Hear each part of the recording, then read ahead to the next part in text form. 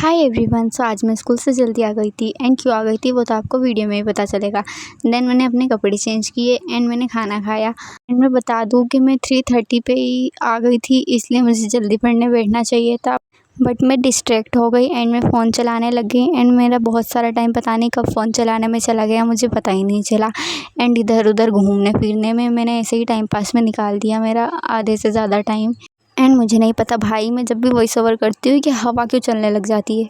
Then फिर मैंने अपनी टू डू लिस्ट बनाई थी because this is very important.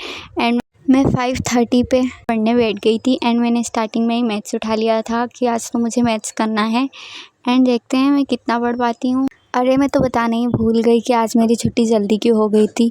तो आज मेरी छुट्टी इसलिए जल्दी हो गई थी क्योंकि सुबह तो प्रिंसिपल सर का बर्थडे था।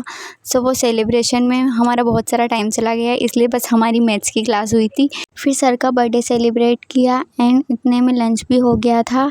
एंड कल गुरु पूर्णिमा है, इसलिए हमें और भी टाइम दिया था कि हम क्लास वगैरह डेकोर करें। सो हम फिर से क्लास डेकोर करने लग गए गुरु पूर्णिमा के लिए। तो हमें और भी ज़्यादा टाइम लग गया एंड इतने में लिटरली 3 बज गए थे, इसलिए फिर हम गए एंड क्लास में बैठे। इतने में फिर सर ने थोड़ी देर में ही छुट्टी कर दी थी, इसलिए हम 3:30 पे घर पे पहुंच गए थे। एंड मैं बता दूं कि मुझे आधा घंटा नहीं लगता है स्कूल से घर पे आने में, वो तो प्रेयर भी हुई थी इसलिए 50 मिनट उसमें चले गए थे। एंड फिर धीरे धीरे आते हैं यार, फ्रेंड्स के साथ में बातें करते करते, इसलिए 50 मिनट और हो गए थे।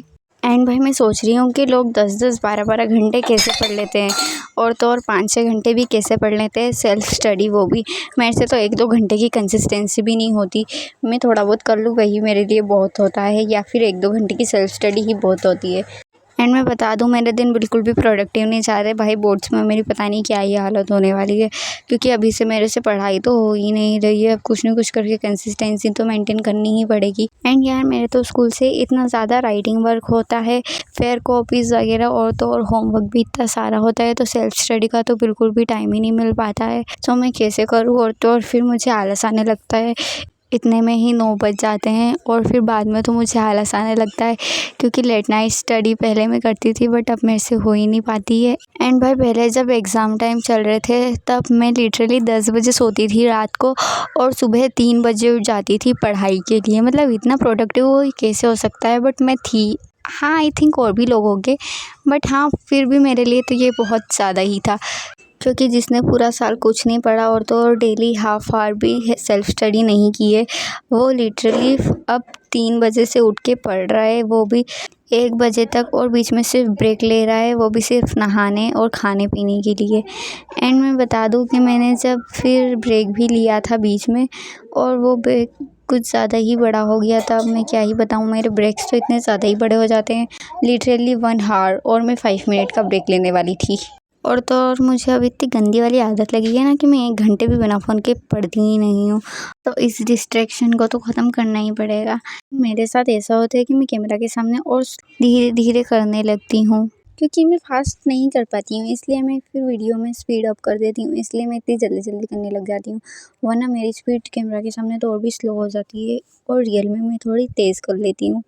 वैसे तो मैथ्स में मेरी कैलकुलेशन में मिस्टेक्स होती रहती हैं, इसलिए मैं क्वेश्चन सॉल्व करती हूँ सबसे पहले, और उसमें अगर मेरा आंसर चेक करती हूँ, अगर मेरा आंसर गलत आ रहा है तो मैं सॉल्व किया हुआ देखूँगी, या फिर सर ने अगर वो होमवर्क में दिया है और सॉल्व नहीं करवाया है तो मैं दूसरा देखूँगी, या फिर मैं चैट जीपीटी से पूछूँगी।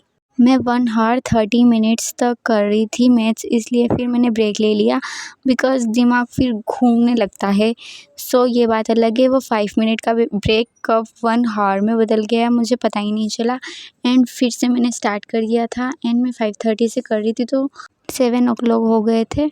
एंड फिर मैंने लिटरली 50 पेजेस मैथ्स की थी, एंड जिसके बाद मैंने स्टार्ट कर दी थी मैथ्स की फेयर से, वो भी करना था, वो भी मेरी पेंडिंग थी। सो मैंने इसलिए सोचा था कि सबसे पहले तो मैं मैथ्स ही कर लेती हूँ।